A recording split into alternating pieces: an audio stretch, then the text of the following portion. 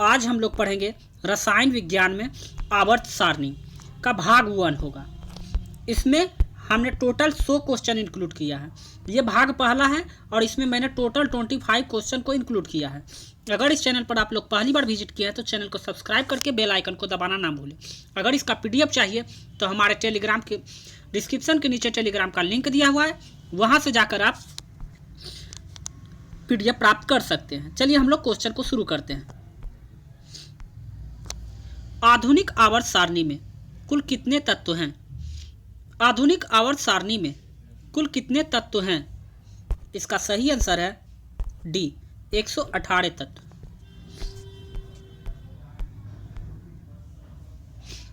सबसे पहले तत्वों को धातु और अधातु में वर्गीकृत करने का प्रयास किसने किया? सबसे पहले तत्वों को धातु और अधातु में वर्गीकृत करने का प्रयास किसने किया? इसका सही आंसर है सी, लेवोजियर के द्वारा तत्वों को धातु और अधातु में क्लासिफाइड किया गया। किसने तत्वों को वर्गीकरण के लिए तीन तीन तत्व वाले कुछ समूह को चुना और उन समूहों को त्रिक कहा? किसने तत्वों के वर्गीकरण के लिए तीन तीन तत्व वाले कुछ समूह को चुना और उन तत्वों को त्रिक कहा? इसका सही आंसर है डोबेर-रायनर। डोबेर-रायनर के द्वारा त्रिक समूह दिया गया।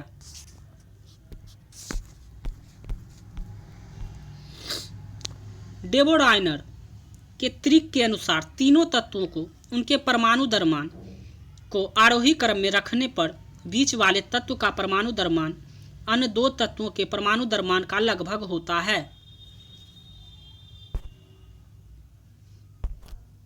इसका आंसर होगा डी, औसत।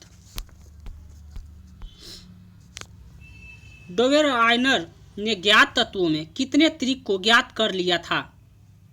डोबेर-रायनर ने ज्ञात तत्वों में कितने त्रिक को ज्ञात कर लिया था? इसका सही आंसर है सी, 3 तत्वों को। न्यूलैंड्स द्वारा किए गए तत्वों के वर्गीकरण में कुल कितने तत्व विद्यमान थे? न्यूलैंड्स द्वारा किए गए तत्वों के वर्गीकरण में कुल कितने तत्व विद्यमान थे? इसका सही आंसर है सी, 56। न्यूलैंड्स द्वारा किए गए तत्वों के वर्गीकरण में पहला और अंतिम तत्व क्रमशः कौन थे? न्यूलैंड्स द्वारा किए गए तत्वों के वर्गीकरण में पहला और अंतिम तत्व क्रमशः कौन थे? इसका सही आंसर है हाइड्रोजन और थोरियम।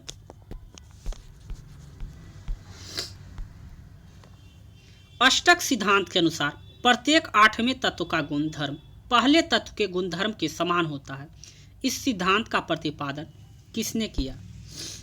अष्टक सिद्धांत के अनुसार 8वें तत्व का गुणधर्म जो होता है वो पहले गुणधर्म के समान होता है। सिद्धांत का प्रतिपादन किसने किया? इसका सही आंसर है सी, न्यूलैंड्स के द्वारा किया गया था।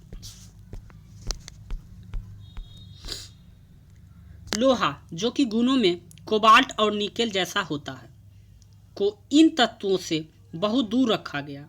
यह किसकी कमियों में से एक था? लोहा जो कि गुणों में कोबाल्ट और निकल जैसा होता है को इन तत्वों से बहुत दूर रखा गया। यह किसकी कमियों में से एक था? न्यूलैंड्स का ओक्टेस। न्यूलैंड्स का ओक्टेस निम्नलिखित में से कौन न्यूलैंड्स के अष्टक सिद्धांत की कमी को बताता है? निम्नलिखित में से कौन न्यूलैंड्स के अष्टक सिद्धांत की कमी को बताता है? इसका आंसर होगा यह केवल कैल्शियम तक ही लागू होता है। ये भी बिल्कुल सही था, उनका कैल्शियम तक लागू होता था। केवल हल्के तत्वों के लिए ही लागू हो पाया, ये भी सही था। प्रकृति में केवल 56 तत्व ही होने की परिकल्पना उन्होंने दी थी, ये भी बिल्कुल सही है। यानी इसका आंसर हो जाएगा उपयुक्त सभी। मेंडलीव के आवर्त सारणी में कितने तत्व मौजूद थे? मेंडलीव के आवर्त सारणी में कितने तत्व मौजूद थे? इसका सही आंसर होगा बी 63।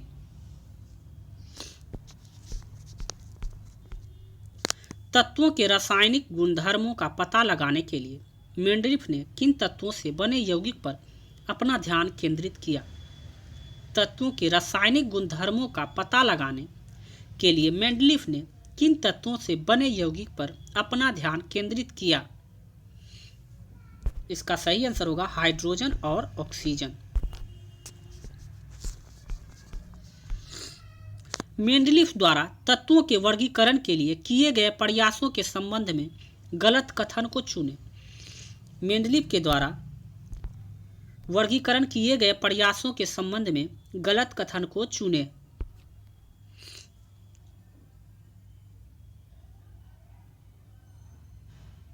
इसका सही आंसर होगा डी, परमाणु संख्या उनका मुख्य आधार था। मेंडलीफ के जो वर्गीकरण किए थे उनका परमाणु संख्या उनका मुख्य आधार नहीं था। तत्वों का गुणधर्म उनके परमाणु द्रव्यमान के आवर्त फलन होते हैं। यह कथन किसका है? तत्वों के गुणधर्म उनके परमाणु द्रव्यमान के आवर्त फलन होते हैं, यह किसका सिद्धांत है? इसका सही आंसर है डी, मेंडलीफ का सिद्धांत। यदि आपको यह वीडियो अच्छा लग रहा है तो लाइक और कमेंट जरूर करें। निम्नलिखित में से कौन सा तत्व मेंडलीफ की आवर्त सारणी में से इक्का एल्यूमीनियम की जगह लेता है? निम्नलिखित में से कौन सा तत्व मेंडलीफ की आवर्त सारणी में से इक्का एल्यूमीनियम की जगह लेता है? इसका सही आंसर है सी, गैलियम। मेंडलीफ के मूल आवर्त सारणी में कुल आवर्त और समूह कितने थे? मेंडलीफ के मूल आवर्त सारणी में कुल आवर्त और समूह कितने थे? इसका आंसर है बी, 6 और 8। निम्नलिखित में से कौन मेंडलीफ आवर्त सारणी के दोष के रूप में जाना जाता है? निम्नलिखित में से कौन मेंडलीफ के आवर्त सारणी के दोष के रूप में जाना जाता है? हाइड्रोजन के स्थान निश्चित नहीं किया, ये भी बिल्कुल सही है। हाइड्रोजन का स्थान जो है निश्चित नहीं था। समस्थानिकों के लिए कोई स्थान नहीं दिया, ये भी बिल्कुल सही है। कुछ समान गुण वाले तत्वों को अलग अलग वर्गों में और असमान वाले गुण वाले को एक वर्ग में रखा दिया था, ये भी सही। उपयुक्त सभी इसका आंसर हो जाएगा। आधुनिक आवर्त सारणी का प्रतिपादन किसने किया? आधुनिक आवर्त सारणी का प्रतिपादन किसने किया? इसका सही आंसर होगा ए, मोजले ने। आधुनिक आवर्त सारणी आधुनिक आवर्त सारणी के अनुसार तत्वों का गुणधर्म उनकी आवर्त फलन है। आधुनिक आवर्त सारणी के अनुसार तत्वों के गुणधर्म उनकी आवर्त फलन है परमाणु संख्या पर। आधुनिक आवर्त सारणी में आवर्त और वर्गों की संख्या क्रमशः कितनी है? आधुनिक आवर्त सारणी में आवर्त और वर्गों की संख्या क्रमशः कितनी है? इसका सही आंसर होगा बी, 7 और 18। एक ही आवर्त में स्थित तत्वों के परमाणुओं में क्या समान होता है? एक ही आवर्त में स्थित तत्वों के परमाणु में क्या समान होता है? इसका सही आंसर है ए, कोषों की संख्या। एक ही समूह में स्थित तत्वों के परमाणुओं में क्या समान होता है? एक ही समूह में स्थित तत्वों के परमाणु में क्या समान होता है?